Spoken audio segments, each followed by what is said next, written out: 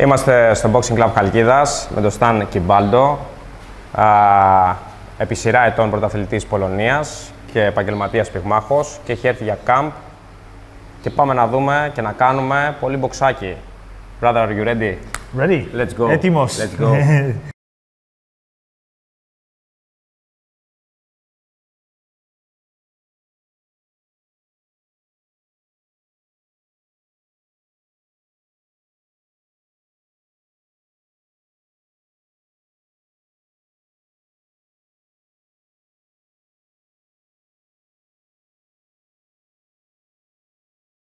Μόλις τελειώσαμε την προπόνηση, έρχεται σύντομα ο αγώνας του Stan, οπότε δώσαμε πολύ έμφαση στον αγώνα του και στον αντίπαλο. Δουλέψαμε πολλά πράγματα πάνω σε αυτό και πιστεύω να έμεινε ικανοποιημένος. Stan? What can I say? It's a lovely place, nice gym and the best coach.